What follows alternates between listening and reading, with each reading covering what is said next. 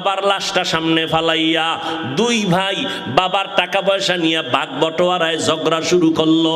24 ঘন্টা ঝগড়া করলো, বাবার লাশটা পর্যন্ত দাফন কেউ করার চিন্তাও করলো না। এমন কুলাঙ্গার জন্ম দিয়ে কি লাভ হবে? এমন কুলাঙ্গারের বাবা দাবি করলে কি লাভ হবে? 10টা ছেলে হলে কি লাভ হবে? যেই ছেলেদের কারণে মা বাবার জেলখানায় যেতে হবে, সম্মান নষ্ট হবে। এমন 10টা ছেলের দরকার নাই, একটা ছেলে যদি হয় মা বাবার সম্মান বাড়ে, এমন একটা কোরআনের হাফেজ জমিনেই যথেষ্ট। এরপরে যাগো মেয়ে হবে। অনেকে বলে ছেলে হইলে বুঝি কোটিপতি হইতাম। আরে পাগল, ওই মেয়েটা হইয়া আল্লাহ তোরে এমন বরকত দিবে, 10টা ছেলে যা না করবে এই একটা মেয়ের জামাই দিয়া আল্লাহ তোরে তার থেকে বেশি দিবে। মেয়ের জামাইরা শ্বশুরের 14 পুরুষ খাওয়ানোর মতো দেওয়ার ক্ষমতাওয়ালা জামাই নাই? নাই। আর কিছু জামাই আছে হর বাড়ির পায়খানা না খাইয়া বিয়েই করতে চায় না। শ্বশুর বাড়ির পায়খানা খাইতেই হবে, সে 8 আনা হোক, তারপরও খেতে হবে, শর্ত দিয়া খেতে হবে। বিদেশের ভিসা ছাড়া বিয়া করা যাবে না।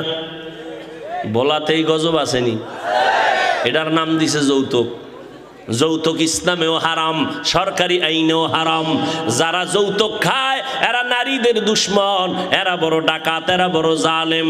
এদের মতো ডাকাত এই জমিনে আর কেউ নাই। আল্লাহ হেদায়াত দান করুন। তাও আবার বিদেশের ভিসা লয়নি ভোলায়। আচ্ছা, বিদেশের ভিসা নাই কি বৌদ্ধ সহ না নিজের একা? একাড্ডা নিয়া এবার 2-4 মাস থাইকা বিদেশ যাবে। এই চোরার ঘরের চোরা, তুই যে ভিসাটা লইলি নিজের জন্য, বউরে কার কাছে রাইখা যাবি?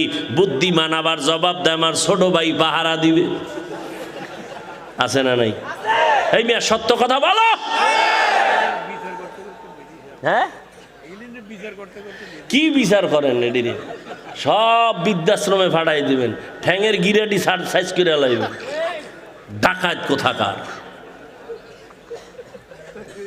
যুবক, মাওলায় 2টা হাত দিছে, শক্তি আছে, কামাই কর।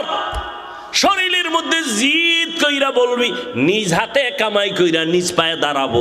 আমার টাকা আমার হরুবাড়ির সব গোষ্ঠী শুদ্ধা খাবি, আব্বা আম্মা খাবি। আমি ফকিন্নির বাচ্চা না, 2 টাকা হরুবাড়ির থেকে আমি যৌতুকের নামে খাবো না। আমার টাকা খাইয়া তোরা কথা বলবি। যদি এমন সাহস নিয়ে দাঁড়াইতে পারো, জীবনে তোমার স্ত্রী মাস্তানি করার সাহস পাবে না। আর এখন যৌতুক খাইয়া বউরে সালাম দেওয়া লাগে বারবার, ঠিক নি? একটু কিছু হইলে রাগও করতে পারে না, মেজাজ গরম হয়ে গেছে। এখন বউর লগে রাগ করবে কেমনে? হ্যাঁ, তো যে পায়খানা খাইয়াইছে ওখানে মাথা দুর্বল, এই রাগ ঝাড়ে আইয়া মসজিদের খাদেমের লগে, ঠিক নি? খাদেমের এই খাদেম, মসজিদের ভিতরে ময়লা কেন? বেতন দেই না? আছে না নাই? ওই যে আমি মাঝে মাঝে বলি, এক বেচারা মাছ কিনতে গেছে, গিয়ে দেখে নদীর ভাঙ্গাস, দাম কত? 1300। কয় 30 টাকা দিবিনি? মাছওয়ালা জুতা হাতে নিয়ে কয় তোর বাবায় খাইছে জীবনে মাছ। ও এমন দৌড়, বাসায় গিয়া ঢুকে আর কয় ওর বাবায় খাইছে কোনোদিন মাছ। ম্যাডাম কয় কার বাবা? কারে কইও না, মাছ কিনতে গেলাম 1300 টাকা দাম চাইলো, জিজ্ঞাস করলাম 30 টাকা দিবি। কত বড় বিয়াদব, আমারে কয় তোর বাবায় খাইছে, ওর বাবায় খাইছে। ম্যাডাম কই ধমকে, হ্যাঁ কেন? হ্যাঁ না দিবা? কয় হ্যাঁ দিলে চামড়াটা তুললে ফেলাইতো জোতার বাড়ি দিয়া।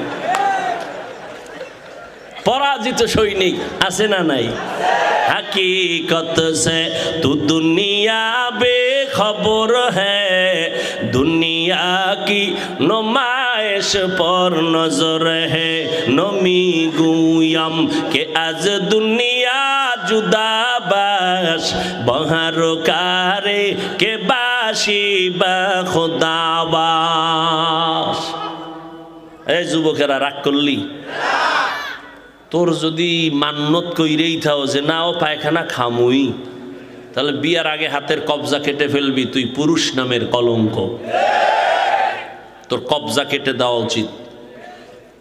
আর যদি জিদ্দি পুরুষ হও, পুরুষের মতো পুরুষ হও, তাই আল্লাহর সাথে কসম খাইয়া মান্নত কর, জীবনে ফকিন্নির মতো কারো থেকে 1 টাকাও, বিশেষ করে শ্বশুর বাড়ি থেকে ওই পচা পায়খানা খাবি না। জিদ করলে এইভাবে জিদ করবি, হারামের লাইনে কেন, হালালের পথে জিদ কর, আল্লাহ তোর সাহায্যকারী হয়ে যাবে। রিজিকের মালিক কে? এত পাগল কেন? মানুষের হাতে আল্লাহ চাবি দেয় না রিজিকের। যদি মানুষের হাতে দিত, আমাকে হুজুর গো কত আগে না খাওয়ায় মারতো মানুষ, ঠিক নি? আল্লাহ দেয় নাই, এইটি কত কথা। হুজুরেরা বেশি খায়, অথচ পৃথিবীতে কম খানেওয়ালা হুজুরদের মতো আর কেউ নেই, কিন্তু বারবার খায়। আল্লাহ খাওয়াইলে তোমার জ্বলবে কেন? কে খাওয়ায়? গর্তের পিপিলিকারও রিজিক কে দেয়? নদীর মাছের রিজিক কে দেয়? উড়ন্ত পাখিরে রিজিক কে দেয়? আল্লাহ দিতেছে। সে আল্লাহ দিতেছেন, ধনীকে বানান। তো তুমি রাগ করো কেন? কাউ ধনী আল্লাহ বানাইতেছেন, কাউকে গরিব আল্লাহ বানাইতেছেন, তুমি কেন পেরেশান হয়ে গেছো? ওয়ামা আরসালনাকা ইল্লা রাহমাতাল লিল আলামিন।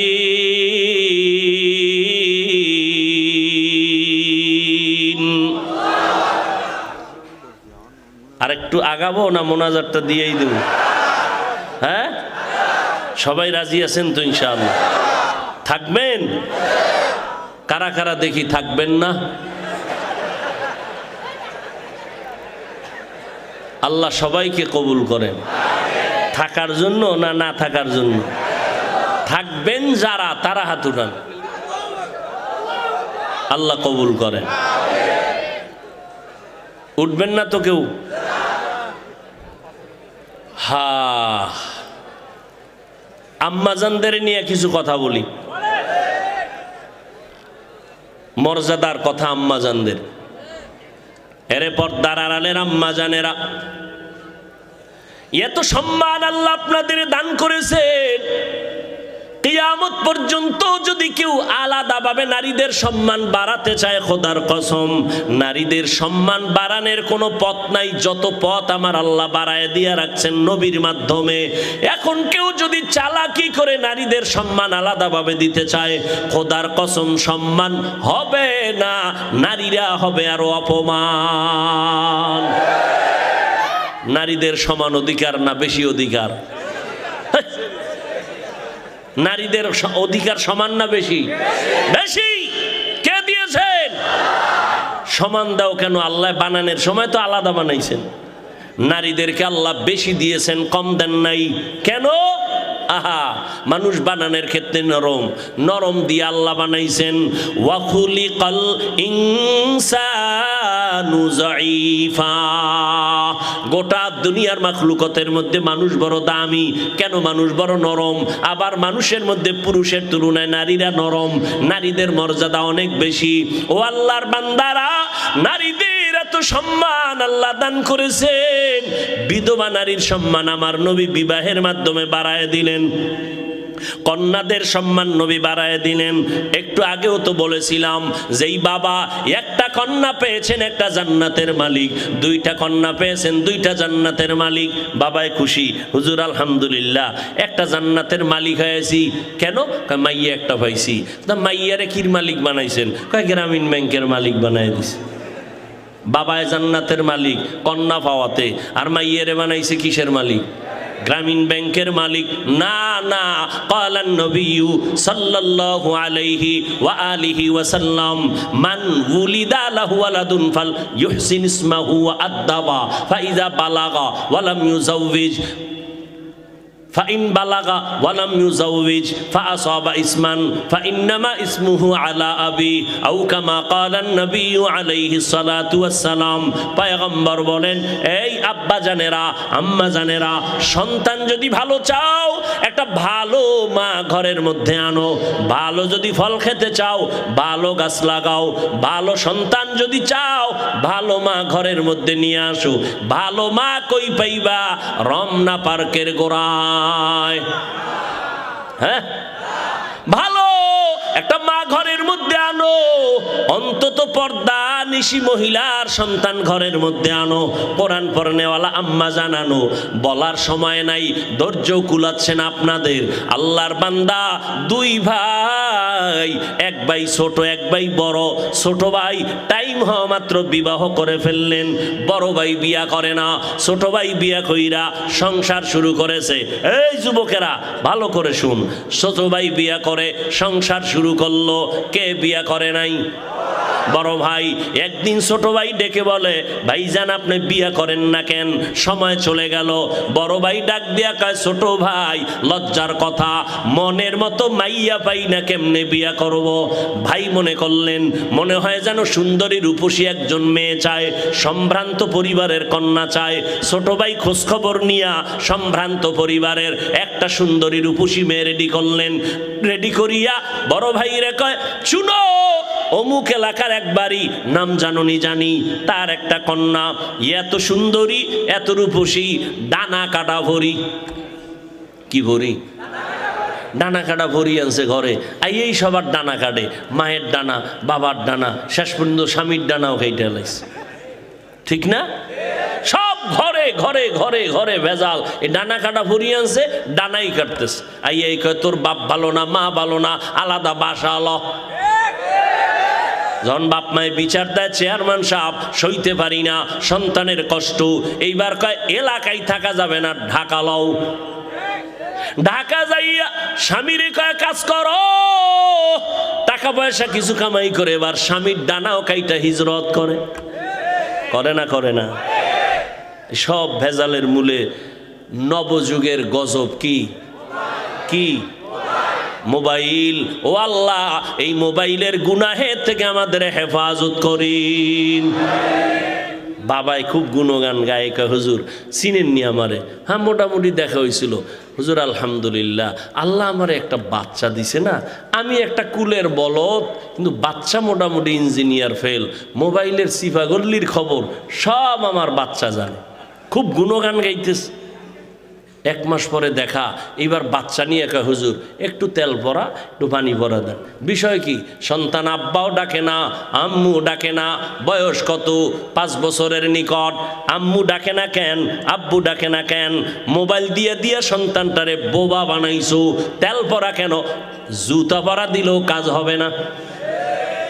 ঘরে ঘরে বাচ্চাদের মোবাইল দিছে। এই অজের ফ্যান্ডেও দেখেন অনেক মা অনেক বাবা সন্তানের হাতে মোবাইল দিয়ে কি খুশি, এরা বাপ নামের মা নামের কলঙ্ক। সন্তানের হাতে মোবাইল দিয়েছ, এর থেকে একটা ছুরি ডাইরেক্ট দিলেই তো লাভ হয়ে যাইতো। সন্তান তো কৌশলে নিজেরে হত্যা করতেছে, ছুরি দিয়া ডাইরেক্ট জবাই করত। ও আম্মা জানেরা, আব্বা জানেরা, কেমনে বুঝাইলে বুঝবেন? আল্লাহ তাআলা এত সম্মান আপনাদের দান করেছেন, সারা জিন্দেগি বয়ান করলে শেষ হবে না রে আম্মা জান। আপনারা নবীদের মায়ের মতো মা, সাহাবায়ে কেরামদের মায়ের মতো মা, আলেমদের মায়ের মতো মা। আপনারা খাদিজা রাদিয়াল্লাহু আনহার মতো নারী, আয়েশা রাদিয়াল্লাহু আনহার মতো নারী, ফাতেমা রাদিয়াল্লাহু আনহার মতো নারী। এত সম্মান আল্লাহ আপনাদের দান করেছেন। আম্মা জানেরা, আপনাদের মতো দামি জমিনে আর কোনো নারীরা নাই। এরে আম্মা জান, এই দুনিয়াতে যত ভালো ভালো সন্তান সব আপনাদের অবদান। এসপি সাহেবের ব্যবহার ভালো, ডিসি সাহেবের ব্যবহার ভালো, চেয়ারম্যানের ব্যবহার ভালো, ওসি সাহেবের ব্যবহার ভালো। আল্লাহর কসম, এই ভালো তাদের ব্যক্তিগত বাহাদুরি না, সব হলো মায়ের অবদান। আমি হাফিজুর রহমান 12 বছর বয়ান কইরা যে এসপি সাহেবরে লাইনে আনতে পারি না, ওই এসপি সাহেবকে মাত্র 1 মিনিটের বয়ানে আম্মাজান লাইনে আইনা নিছেন। বলে কেমনে? এসপি সাহেব ভোলায় চাকরিতে আসছেন, নতুন এসপি হইয়া চেয়ারে বসছেন, দিলটা শান্ত। এখন তার অর্ডারে সবাই দৌড়ায়, স্যার স্যার বলে, কত সম্মান। 1 সপ্তাহের ছুটি নিয়া আম্মাজানের দোয়ার জন্য বাড়ি গেলেন। যেদিন চলে আসবেন আম্মাজান সন্তানটারে খানার টেবিলে বসাইয়া দিয়া ডাক দিয়া কয়, বাবা আমি কোন দিন মরে যাব জানা নাই, আমি খানার টেবিলে তোরে একটা উপদেশ দিতে চাই, মানবিনি বল। আম্মা জান, গলায় ছুরি লাগবে, আপনার অবদান আমি অস্বীকার করব না। এবার বলে, বাবা আল্লাহ সম্মানের চেয়ারে বসাইছেন, ভালো করে শুনো, ওই সম্মানের চেয়ারে বৈশা কোনোদিন মিথ্যা কথা বলবা না, গরিবের উপরে কোনোদিন জুলুম করবা না, হারাম টাকা হাত দিয়া ধরবা না। এবার সন্তান কয়, আম্মা জান জীবন চলে যাবে, আমি আপনার তিনটা কথা অবশ্যই রক্ষা করব, মিথ্যা কথা বলবো না, গরিবের উপরে জুলুম করব না, আমার হাত দিয়া হারাম টাকা ধরবো না। মায়ের দোয়া নিয়ে আশীর্বাদ নিয়ে চলে গেল, চেয়ারে বসছি। হঠাৎ এক গরিব আইসা কয়, স্যার এক বড় লোক আমার জায়গা নিয়ে জুলুম করতেছে। মায়ের বয়ানটা মাথার মধ্যে ঘুরতেছে। গরিবের ডাক দিয়া কয়, কোনো টেনশন করবা না, আমি লোক পাঠাইতেছি, খরচ লাগবে না, আমার পকেটের টাকাও যদি লাগে আমি তোমার ইনসাফের সাথে বিচার করে দিব। এবার গরিব তার থেকে ইনসাফের বিচার পাইল। হঠাৎ করে 2 দিন পরে রাতের আধারে বড় লোক টাকার বস্তা নিয়া এসপি সাহেব রে কয়, স্যার কত এক বস্তা দিলাম, আরো কত লাগবে বলেন। এসপি সাহেব সার্কেল এসপি রে কয়, পুলিশ নিয়ে রে তাড়াতাড়ি অ্যারেস্ট কর, আমাকে হারাম টাকার লোভ কেন দেখাইলো? অবশ্যই ওর মধ্যে 2 নাম্বারই আছে, আমি এসপির চেয়ারে যতদিন থাকবো 2 নাম্বারই করব না। এই এসপি সাহেব রে আমি মাওলানা বয়ান করে এত কন্ট্রোলে আনতে পারি নাই, আম্মা জানের অবদানে এত কন্ট্রোলে আসছে, এই জন্যই যত ভালো কও সব হলো মায়ের অবদান। এরে আম্মা জানেরা, আপনার স্বামী চাকরি করে, যদি আপনি জিজ্ঞাসা করেন তোমার মাসে বেতন কত, 20,000, মা যদি ঘরে আসার পর যদি দেখেন 21,000 টাকা, আম্মাজান যদি জিজ্ঞাসা করি বেতন তোমার 20,000, 1,000 বাড়লো কেন? এইবার স্বামী প্রথমবারে বলল, এটা আমার অন্য লাইনের একটা টাকা, আমি একজন থেকে আমারে হাদিয়া দিছে, নিয়ে নিল। দ্বিতীয় মাসে আবার দেখে বাড়তি, স্ত্রী আবার প্রশ্ন করলো, স্বামী 20,000 টাকা বেতন, বাড়তি 5,000 কেন? এইভাবে যদি একটা মা স্বামীকে বারবার অনিং দিতে থাকে, ওই স্বামী জীবনে কোনোদিন সুদের টাকা ঘরে আনবে না। ঠিক কিনা বলো?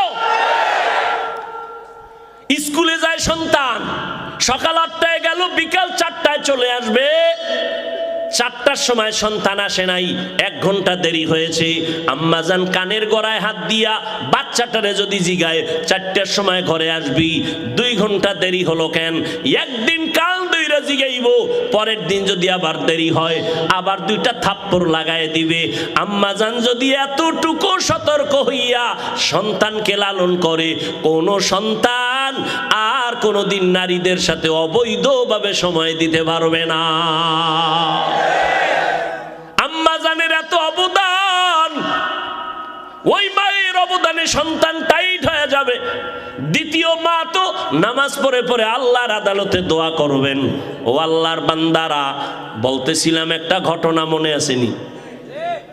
ছোট ভাই বিবাহ করে বড় ভাইয়ের জন্য প্রস্তাব দিল, সম্ভ্রান্ত পরিবার। বড় ভাই ডাক দিয়ে কয়, টাকাওয়ালা সুন্দরী মেয়ে চাই না। এবার কয়, ভাইজান কষ্ট করে মেয়েটারে বের করলাম, সংসার করার জন্য বাড়িটা বের করলাম, তুমি এই মাইয়াও চাও না তো কেমন মাইয়া চাও? এবার বড় ভাই কয়, আমি এমন একটা মাইয়া আমার জীবনের আপন বানাইতে চাই। আল্লাহকে সাক্ষী রেখে বলছি, যেই স্ত্রীটা আমার ঘরে আইসা আমার হাত ধইরা আমাকে জান্নাতের মধ্যে ঢুকাইয়া দিবে, এমন একটা বিবি আমার আপন হতে চাই, আমার আপন করতে চাই। এমন মেয়ে আমার ঘরে আসার পরে আমার সন্তানকে এমন আদর্শওয়ালা বানাবে, যে আদর্শ দ্বারা অন্ধকার সমাজকে আলোকিত করবে। ছোট ভাই কয়, এমন মাইয়াও নাই, তোর কপালে বিয়াও নেই। বড় ভাই কইল, শোন, আল্লাহর কসম, যদি আমার দিলের নিয়তটা বিশুদ্ধ হয়, যদি আমার নিয়তটা খাঁটি হয়, একদিন পরেও যদি হয়, আমার মালিক আমার দিলের তামান্না পূরণ করবে। যুবকেরা ধৈর্য নাই, বিয়ার বয়স হয় নাই, 10টা মাইয়ার জীবনের উপর আক্রমণ করছো, তোর কপালে বিয়া নাই। যদি থাকে বউ আসবে না, জল্লাদ আসবে, জল্লাদ। এক জল্লাদ তোরে জুতা দিয়া বাইরে 10 মাইয়ার জাল মিডাবে লেখা রাখিস। কত ধানে কত জাল চাল টের পাবি সেদিন, পাপে ছাড়ে না, লেখা রাখ, লিখে রাখ। আর এর পেছনে মা বাবারও দুর্বলতা কিছু আছে, আল্লাহ হেদায়াত দান করুন। এ যুবক, পাও দুইটা ধরলে কি লাইনে আসবি বল? আল্লাহর সাক্ষী রেখে বলি আমি নিচে নাইমা তোর পাও ধরতে রাজি। তুমিও মুসলমান, আমিও মুসলমান, তোমার ধর্ম আমার ধর্ম এক না আলাদা? তোমার আল্লাহ আমার আল্লাহ, তোমার নবী আমার নবী, তোমার কাবা আমার কাবা, তোমার কোরআন আমার কোরআন, তোমার কালেমা আমার কালেমা, সব এক। দুনিয়াতে আসছি এক, বিদায় হব, কাফনের সংখ্যা 3টা হবে, তাও এক, তবে কালার হবে আলাদা না এক? কি কালার হবে?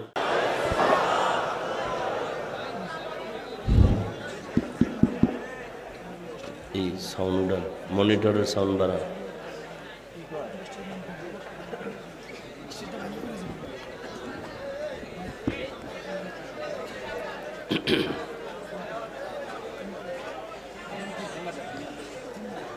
আলহামদুলিল্লাহ,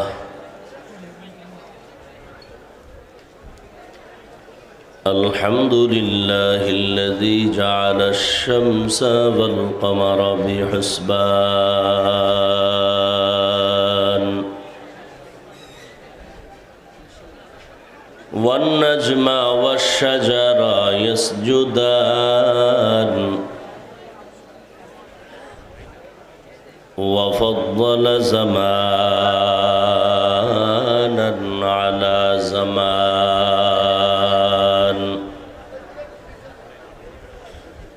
كما فضل مكانا على مكان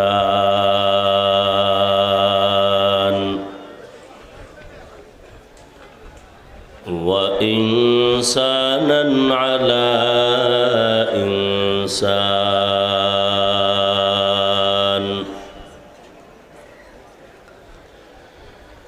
ونشهد أن لا إله إلا الله وحده لا شريك له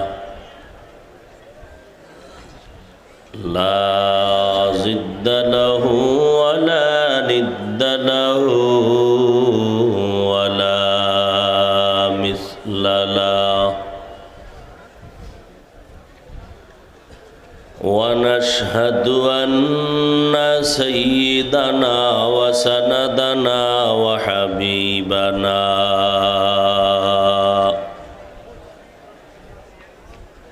وحبيب ربنا وطبيبنا وطبيب قلوبنا ومولانا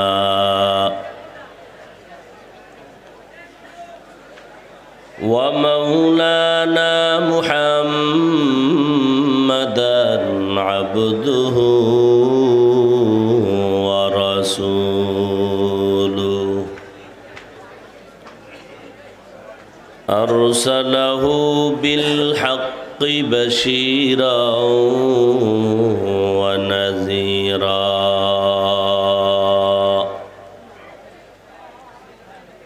وداعيا إلى الله بإذنه وسراجا منيرا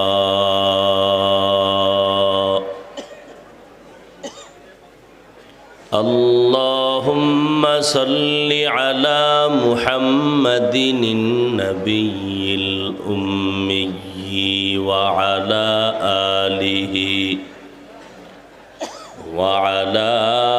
آله وسلم تسليما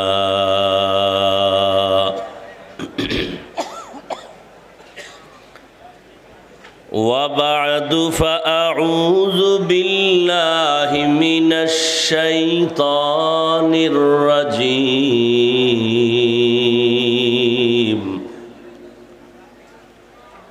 বিসমিল্লাহির রহমানির রহিম।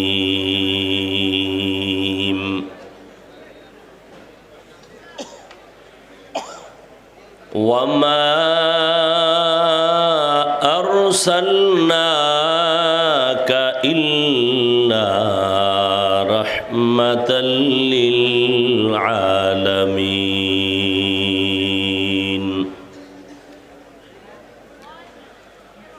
وقال النبي صلى الله عليه وآله وسلم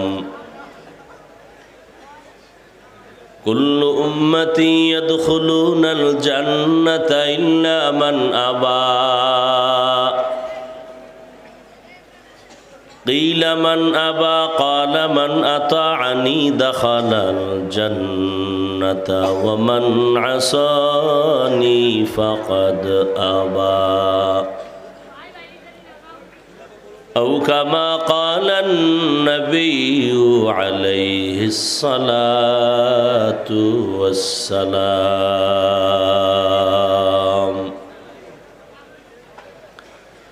صدق الله مولانا العظيم وصدق رسوله النبي الأمي الكريم ونحن على ذلك من الشاهدين والشاكرين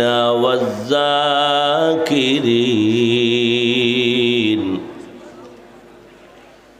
والحمد لله رب العالمين.